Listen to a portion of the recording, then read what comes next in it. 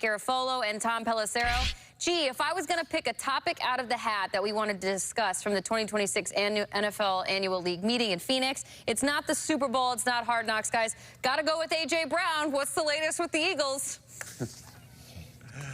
Well, this is where the availability is, Jamie, for general managers and head coaches. And the Eagles GM and head coach were asked about A.J. Brown and sort of avoided the question. Some carefully worded answers about how he's a member of the Philadelphia Eagles and he is on the team right now. Well, we know that, but the question is, will he become junior? Who has been on and off the trade block for a couple of years now for a variety of different reasons. Brandon Aiyuk didn't play last season for the 49ers. It's been unclear, frankly, when or if we'll see Aiyuk on an NFL field again. But speaking yesterday, Kyle Shanahan said they're in no rush to make a decision on Aiyuk, and they would like to get something for him as opposed to flat out releasing him. There is a lot to unpack with Aiyuk and the 49ers. He has been not happy since they stripped his guarantees for a variety of issues last summer. He never fully completed his rehab, never got back on the field last season.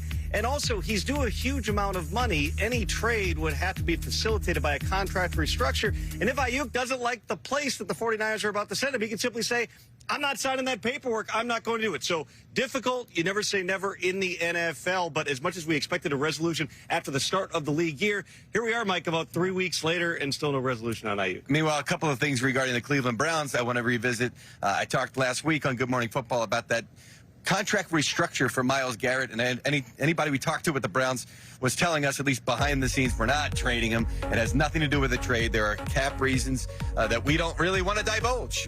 We don't want to give up the strategic advantage. Well, now that's all being said on the record, basically, with Andrew Berry, Todd Monken telling Tom next to me that, no, he does not want to trade him. Monken going to talk again today at the morning session with the AFC coaches. So Myles Garrett, at least from what the Browns are saying, no indication that they want to move him. Andrew Berry calling him a career Brown. Also with the Browns, remember I said last week I thought Deshaun Watson might be in the pole position to be the Browns starter for this upcoming season. Jimmy Haslam telling reporters that he's got a great chance to be the starter for the Browns, which is amazing because he said we took a swing and a miss on Deshaun Watson in the past and now potentially could be starting. I mean, they're paying him. You see a lot of other teams are cutting the quarterbacks that they're paying the Browns, hanging on to Watson here. I did ask Todd Monken about that quarterback room yesterday as well. I specifically asked him, so Shedeur finished last season as QB1. Does he start the offseason as QB1? He said, we're not there yet. He anticipates a competitive room. He likes some of those guys and wants to see exactly what everybody can do. As for the agenda here on Day 2, the final day of the NFL annual meeting, we'll have rules change votes, but not at the level that we've had them in the past. The Browns actually withdrew their proposal to allow teams to trade draft picks 5 years out rather than 3. It was a trial balloon.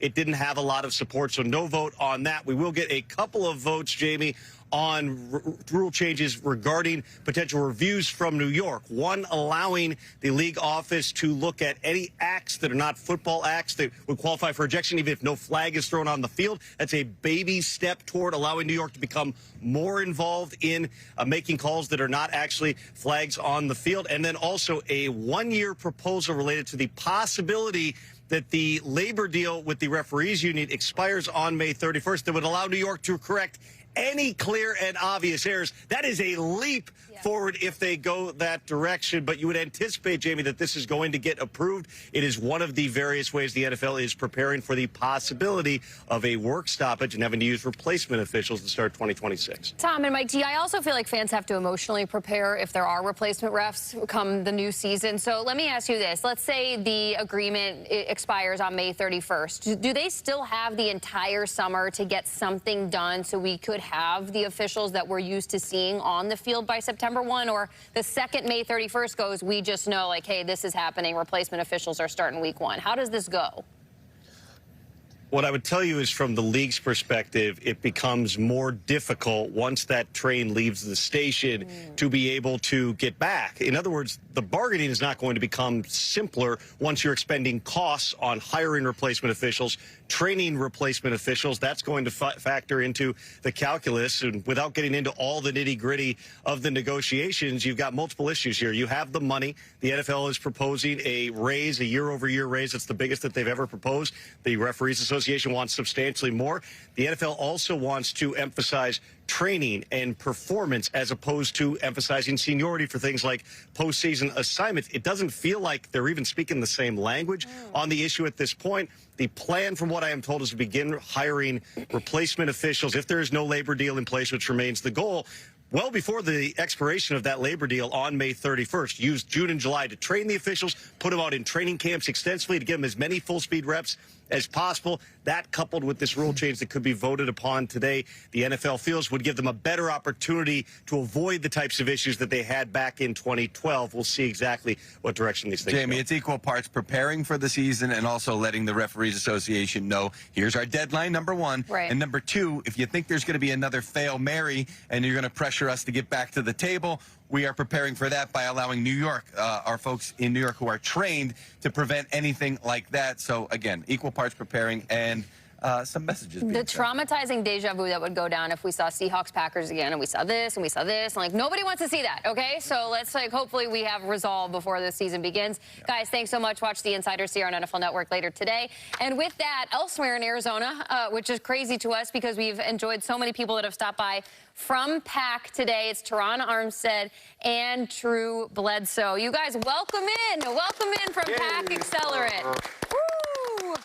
Teron and Drew, we had to get through all that referee talk. Excuse us. But, Teron, I'm going to start with you. What are you up to this week with the PAC Accelerate, and how has this community benefited you so much in your post-playing time? First off, good morning to you guys. PAC has been incredible for me. I was introduced to PAC when I was in my 10th year, and I was a bit active off the field, but in a dangerous way, which I didn't know at the time. Throughout my playing career, I had an abundance of great coaching: Sean Payton, Mike McDaniel, Dan Campbell, Dan Rochard, Butch Berry, etc. But off the field, I can't say the same. So just imagine having a playing career with no playbook, no coaching, no training. PAC has filled that space in a way that is extremely beneficial. It's stable. It's the trust is there. It's been life-changing for me, truly.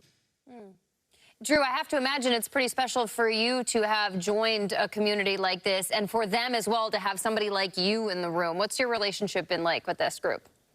You know, I'm newer to PAC. Oh, first of all, I want to say, hey, we stand with the refs. We believe in you guys. You're the best in the world, and we want you. Yeah, we want the real refs on the field. We all know that, right? So I just got to throw that in there. But you know, for me, you know, I'm newer to this. I've been through this transition. I've been in business now for 20 years, so I'm feeling a little bit more of the mentor side of this thing with some guys. But I'm still down here. And look, man, life's about curiosity, and so I'm still learning as well. T-Stead and I got to spend some time in Dubai together over there for the World Government Summit. Thankfully, we left before the missiles started flying.